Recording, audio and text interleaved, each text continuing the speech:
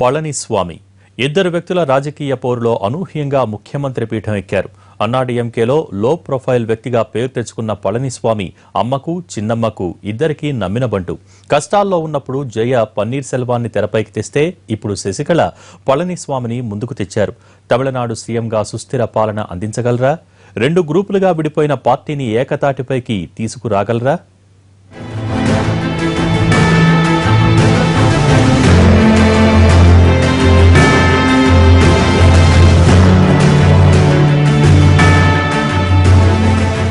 తమిళనాడు ముఖ్యమంత్రి పీఠం కోసం వారం 10 రోజులుగా హోరాహోరీగా జరిగిన రాజకీయ పోరులో అసలు బరిలో లేని అభ్యర్థి గెలిచారు. ఆయనే ఎడప్పాడి పళనిస్వామి.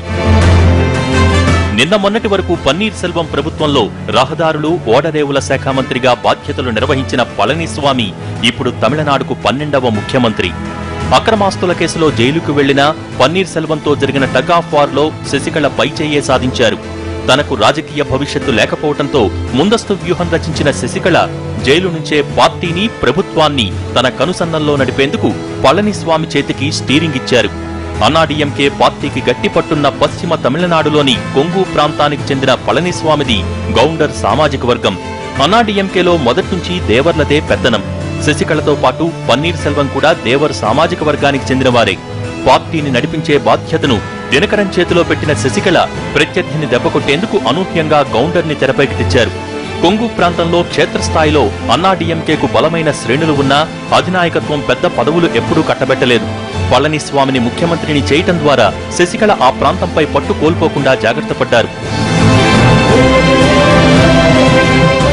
1954 మార్చి 2న వ్యవసాయ కుటుంబంలో జన్మించిన పళనిస్వామి బీఎస్సీని మధ్యలోనే ఆపేశారు.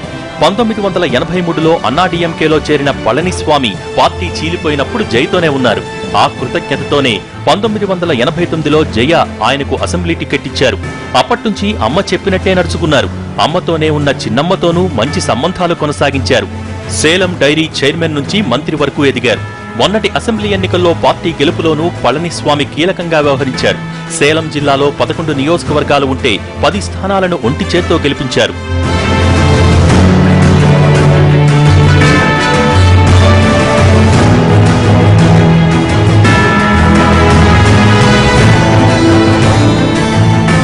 పళనిస్వామి ముందు ఇప్పుడు ఎన్నో సవాళ్లు ఉన్నాయి. జైలుకు వెళ్తూ పార్టీ బాధ్యతలను కుటుంబ సభ్యుల చేతిలో పెట్టారు శశికళ. ఈ పరిణామాన్ని చాలా మంది తట్టుకోలేకపోతున్నారు. చిన్నమ్మ ఇచ్చే ఆదేశాలన్నీ డిప్యూటీ జనరల్ సెక్రటరీ దినకర్ ద్వారానే వస్తాయి.